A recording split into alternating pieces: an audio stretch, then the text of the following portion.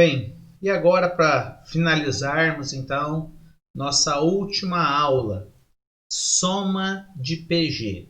E aí nós podemos somar os primeiros termos de uma PG, e se a gente tiver uma PG que é infinita, tem também uma fórmula para somar infinitos termos de uma PG, tá certo? Nós vamos concentrar, pessoal, somente na soma dos n primeiros termos de uma PG, tá? No material vocês vão ver que tem também soma de PG infinita, mas essa parte eu não vou cobrar, tá bem? Fica como leitura aí para vocês.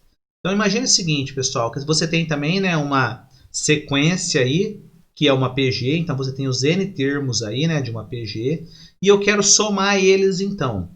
Como que eu vou fazer isso então? Bem, aqui, né, no livro ele mostra como que você chega na fórmula. Para quem é de exatas, para quem gosta de exatas, né, é interessante você entender, né, da onde saiu aquela fórmula.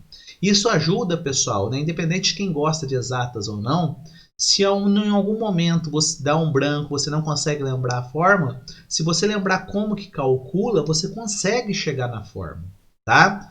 Mas aqui, por uma questão de tempo, eu vou pedir para vocês, né, sempre que a gente for fazer a soma de uma PG, a gente vai usar essa expressão aqui, tá? Então, como que eu faço? Eu preciso somar n termos de uma PG.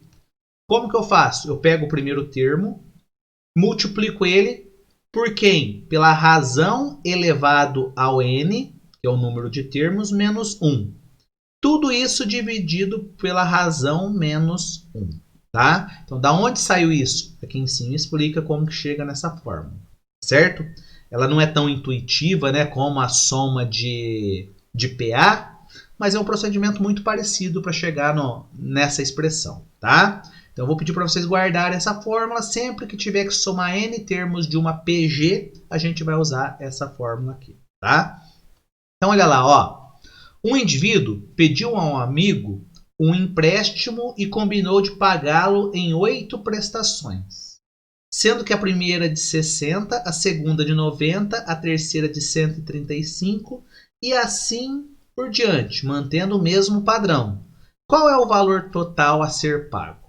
Então, se você observar, pessoal, de 60 para chegar no segundo valor 90, foi multiplicado por 1,5.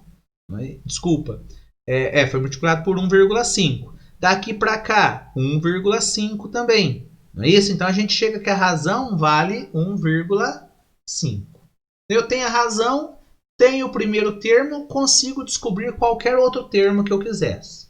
Mas ele não quer isso. E o que ele quer, na verdade, é saber quanto você vai pagar. E ele já falou que você vai pagar em 8 parcelas. Então você sabe a primeira, o segundo, o terceiro, a quarta, você sabe que vai pagar até 8 parcelas. Então o teu N é igual a 8. Tá? O exercício não pede. Se eu quisesse saber qual é o valor da última parcela, era só eu descobrir quem é o A8, substituindo na fórmula lá. Mas o que ele quer é só qual o valor total. Então, como que eu vou fazer? A1 vezes Q elevado a N menos 1 dividido por Q menos 1. Agora a gente vai substituir. Quem é o A1? 60.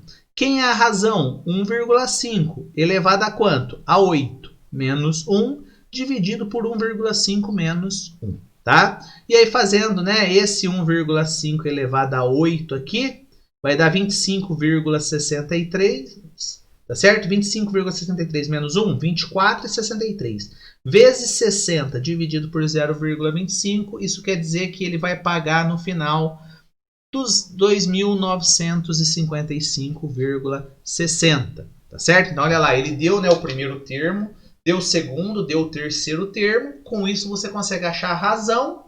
A partir disso, então, você consegue achar qual é a soma, tá certo? Então vai depender da pergunta. Nesse caso era só usar a fórmula da soma. Se tivesse pedido qual era o oitavo termo, era só a gente substituir no termo geral da PG. E aí, pessoal, com isso fica outros exercícios aí envolvendo esse conceito, soma de PG, tá? Esse é o nosso último conteúdo aqui.